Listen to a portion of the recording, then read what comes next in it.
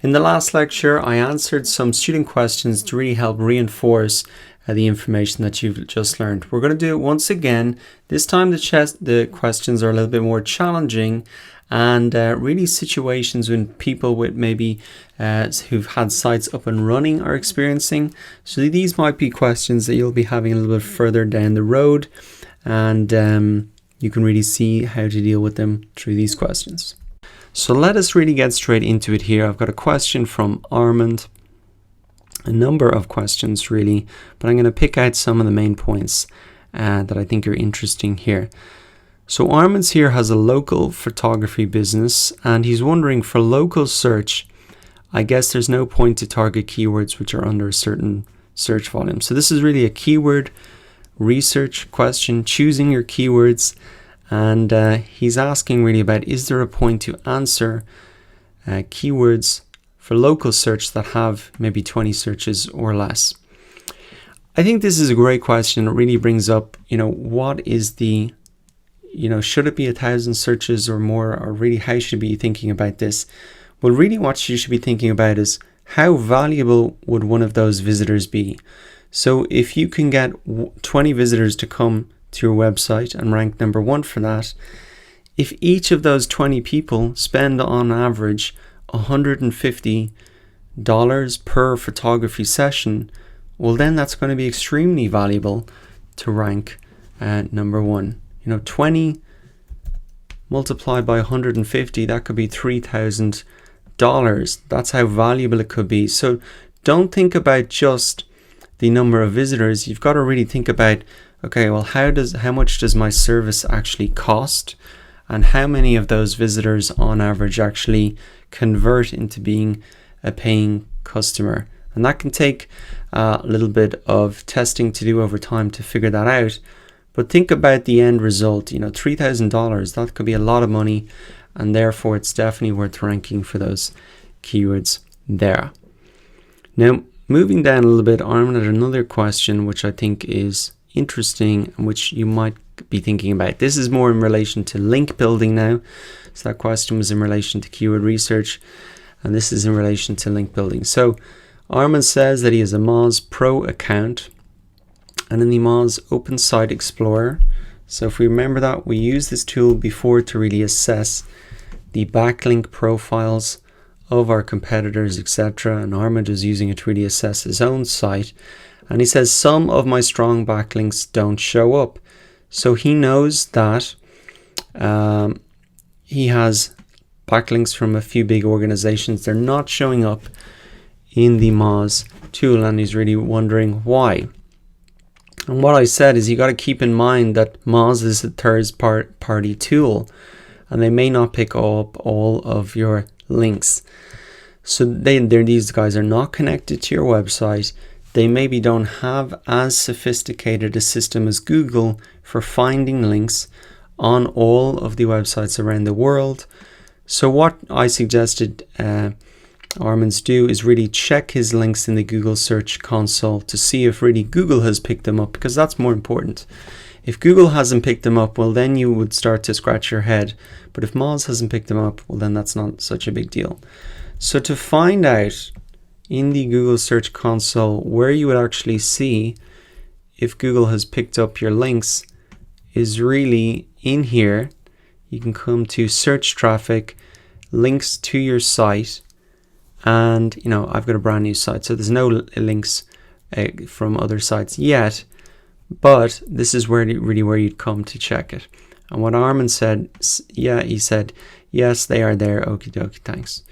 So those were two questions. One about the keyword research and the value of keywords, even if it's got a small amount of volume, and also the links, if they're not showing up in some of these tools, really to check them in the Google Search Console. Now that was the first question. Let us move on to the next one. Now here we have another question from John, and it's really about the backlinks once again. And is really, what I said about not all backlinks are created equal, really, that backlinks from high authority sites within your niche are going to be more powerful. So he's saying, is there an SEO advantage to placing a web page on a strongly related website. So that's really like a guest post. And really what I've said here is that if the page is a higher page and domain authority, the backlink would be more beneficial from an SEO perspective. So it's better to get a backlink from a web page that is high page and domain authority than it would be to get a backlink from some site that's completely unrelated and has no domain authority. So it's just really to reiterate that point that not all backlinks are created equal, and you should really look for those backlinks from stronger pages within your niche. So here's another question from Rob, and it's really about if you only have a small amount of keywords, how do you spread them over 150 relevant pages? So he said he's in quite a niche website. It's for online drum lessons. And he said there's really only 8 relevant keywords that have search volume. How does he spread these over 150 pages? Because I think he has 150 pages on his website already. And what I said was, you don't really need to spread them over 150 pages.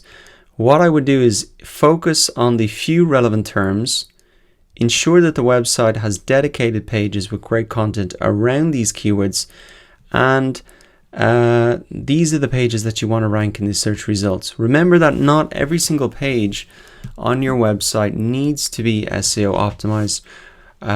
You can pull people into your website around maybe 8 key pages, and then they can go deeper and deeper into the site, if that content is relevant.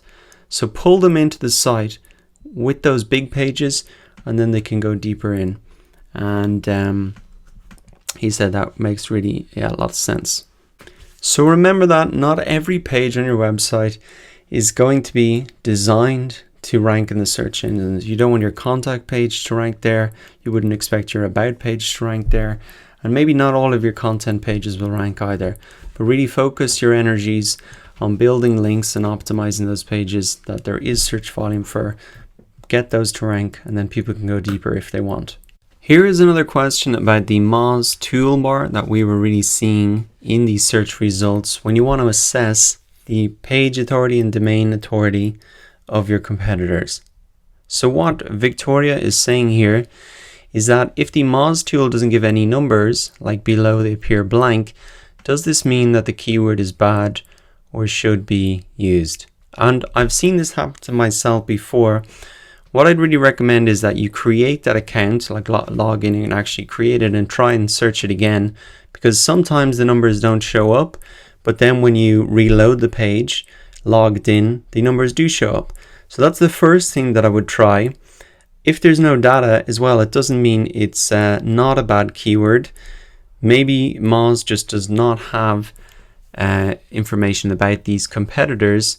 And if it's showing that their PA is very low, well then that's a great thing. That means that there could be a good opportunity for you. So if you see something blank like this, I would definitely log back into Moz, make sure you've got that created account, reload the page, and see then what the page and domain authority of your competitors are. If the page and domain authority is low, that's great. That's a good opportunity for you and a nice keyword for you to target if the search volume and all the other things are good, like the commercial intent, etc. Here we have a question from an e-commerce site from Hafid, and he says he has an e-commerce website in the fashion niche. He wants to understand if content marketing will increase his domain authority. Will it be good for his website to really do this? And what I said to Hafid is maybe start the process by really looking at where your competitors are getting their links and traffic. So go back and really, if you're in a situation like this and you're not sure whether it'll be successful for you, I think the first place to really start off is to have a look at your competitors. Use that Open Site Explorer tool, use Majestic SEO and all of the other ones that I've linked down here to really assess your competitors. And that's a great starting point. You can use the 3 tools here. You can also use SimilarWeb to uncover your competitors' marketing strategies so you can replicate them. So for any type of niche that you're in, it doesn't really matter. you should really start off by looking at your competitors to see what's working for them, and then you can be confident, well, if it's working for them, well, then it should very much work for me as well. So here we have another question about on-page optimization, and the question from Ali really is, are these tips only relevant for WordPress sites? So no, the principles that I've really laid out here for on-page optimization are really relevant for every single type of website that you have. Now, the Yoast SEO plugin that I mentioned there is only for WordPress sites. That'll help remind you about all of these different points, but all of the points are listed here, and if you don't have a WordPress site, you can double check it using this tool as well. So on-page optimization is definitely not something just for WordPress. You want to do it for every single site. The next question we have here is from Agnieszka. It's in relation to link building, and she's asking, she's noticed that there are a lot of backlinks to her website that have a high spam score. If you remember, what we said is you want to get backlinks to your site that are from high authority websites within your niche. And what Agnieszka has noticed is that she's got a lot of links from spammy websites. Now, I'm not sure how she got these, but in a lot of cases, website owners think that they can get links easily if they just buy them for $5 or $10. The problem a lot of the time with that can be is that these links come from very spammy sites. So she's worried now she might be getting a penalty from Google because she's got a lot of these spammy sites that make her website look spammy. What you should do if you want to see if you've got a penalty is come into your Google Search Console. You'll get a notification here under security issues if there is anything. So that's what I advised her to do. The next thing that you can do is you can actually remove these bad links using the Google Disavow tool. Well, you don't actually remove them because they're on the other websites, but you can essentially ask Google to ignore those links using this tool. And you can just type this into Google Disavow. You can come here to, it's inside the Google Search Console once again, Disavow Tools. You can come into Disavow Links.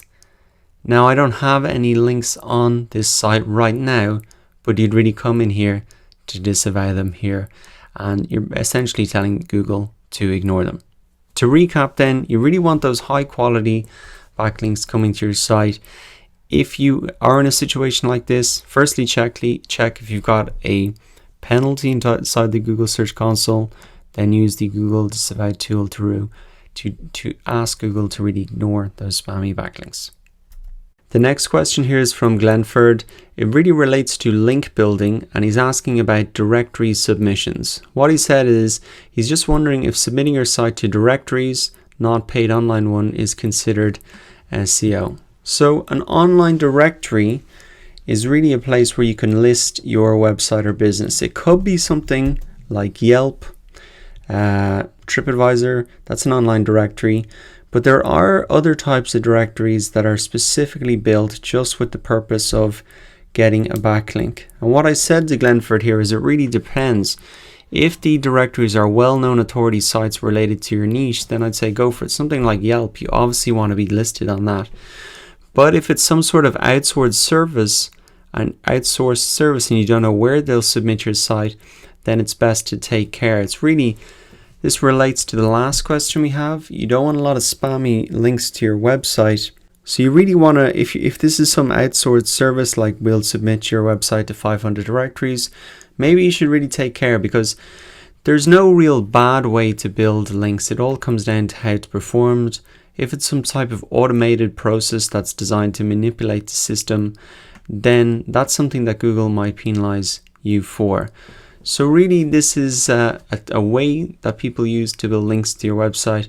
If it's some type of automated process, I'd probably stay away from it. But if it's something like creating your profile on Yelp, then that's obviously a great way to get in front of your audience there and their audience. And you might even get a do follow backlink from these profiles here. To recap then, if someone is offering to build links to your website, just try and understand really where these links are coming from Otherwise, you can get yourself into trouble and have to do a lot of work cleaning all those links up in the Google Disavow tool, etc. Coming up next, I've got some SEO tips for local businesses. So this will really help you out if you have a physical location for your business.